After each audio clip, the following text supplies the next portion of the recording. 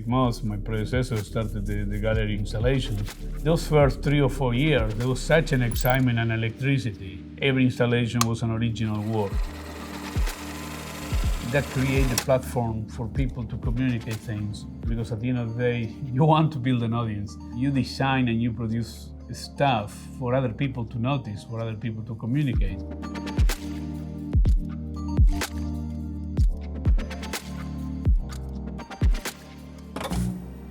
I think the exhibition process allowed us to experience and use the building like we haven't done before. The gallery at SCI-Arc is right in the middle of the building. And so to me, it always feels like the nexus of all different kinds of events. It's the space between the studios and administration, between the shop and the library. Working from one end of the building to the other. It kind of produces a real nice focal point for everybody to congregate. We got to experience that quarter mile at every step and stage. The volume of that space kind of forces everybody to think large scale.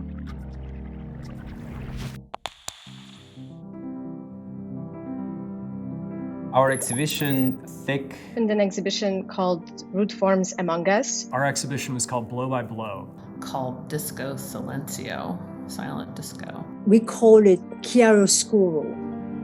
Thick started with the idea of exploring a set of questions that have to do with construction and representation.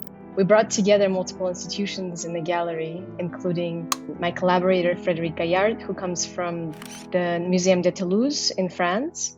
And together we were able to stage a show that was something between an exhibition and an installation.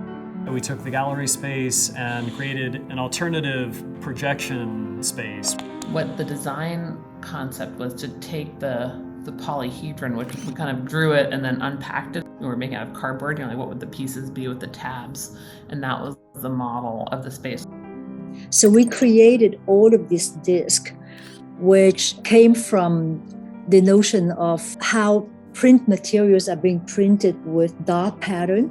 And at the same time, we were also interested in thinking of how we can light up the room with the least amount of energy and electricity possible. How do we begin to convey what is called the depth, thickness, or the section of architecture that one doesn't get to experience unless you visit a project under construction, or unless you experience a ruin, a project that has been partially demolished, or unless you experience the space of drawings, of the representation of architecture. The exhibition was really conceived in multiple stages. The first, through a series of advanced research seminars and visual studies that looked at megalithic stone formations from 6,000 years ago as potential models for thinking about drawing and modeling. We were at the time in my studio working on a film school, and this was sort of a prototype for the central idea of that film school, which was to allow a lot of films to be projected simultaneously and understood sort of in terms of one another. And at the same time, we were very interested in how scripting was coming to redefine architectural possibilities. Inside of the polyhedron was the disco floor, and then the space between those walls and the gallery walls was a sort of secondary liminal space. So that was lit with sort of pink fluorescent lighting, and there was little beds back there, and it was sort of this other space like in a disco. We thought, why don't we put LED behind all of this disc and light up the gallery? But it made it appear that the discs are floating in this environment. So you completely lose the sense of walking into a room, but you're surrounded by this atmosphere of light. I wanted to straddle those areas, which are the ones that affect me as a designer, as an architect, but also as an educator. Later, in the second stage, I was able to travel to Toulouse, France, and enter the archives and collaborate with the museum to select a series of photographs to bring back to SCI-Arc that actually kind of document some of these monuments, but from the 19th century.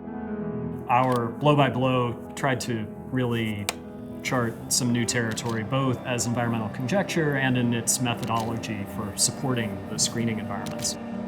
The main part of the space had this extra layer of this embedded plexiglass mirrors, circle mirrors, kind of all through it that were incredibly reflective.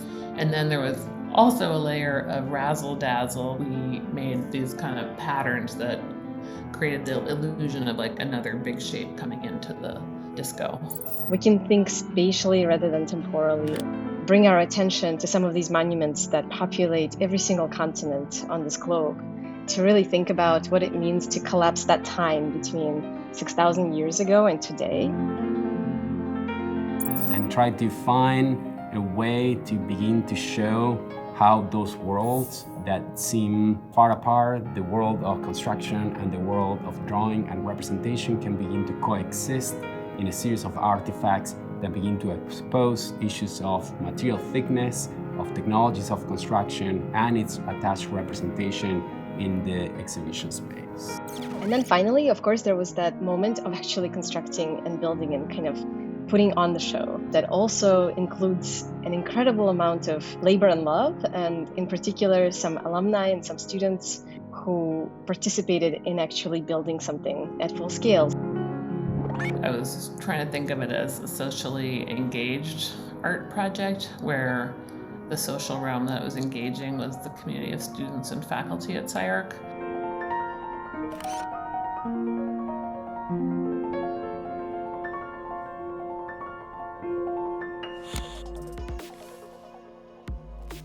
The list of architects, both internal to SCI-Arc and external invited, is quite an oeuvre, if you will, of work. It's quite impressive. The SCI-Arc Gallery, as it is referred, has a tradition, has had many faculties and practitioners showing their work there, so you cannot help but compare about the use of the space, the position of your exhibition in relationship to works that preceded you, often by colleagues that you admire, that you learn from, and that you, one day when you are young, hopefully try to aspire to be just like them. The SCI-Arc Gallery puts on very different kinds of shows. Sometimes they're curated by someone who brings together multiple media and multiple works or artifacts of architectural production. It's really important for students to see the process of how an exhibit gets put together and how different faculty have different approaches and ideas about an exhibit. There are other exhibitions that really foreground younger designers, and I think that's when the exhibition really turns to installation. It becomes a space for development of an idea and a kind of unique perspective. It's one of the many events at SCI-Arc where there's conversation and it's not part of a studio. For young architects and practices and faculty, it's really important to have a venue in which to show your ideas three-dimensionally. So having a gallery is sort of a perfect place to realize experimental architecture ideas. Rather than thinking of it as a kind of culmination of a project or an idea, I think exhibition work is always kind of work in progress. Everything is a work in progress, everything is a final product, everything is in display. The exhibition happened 2 years after I joined SCI-Arc as a faculty. It was a bonding experience, not only with the students, but with the staff and with the facilities. And really, you become aware of what is really possible in the school.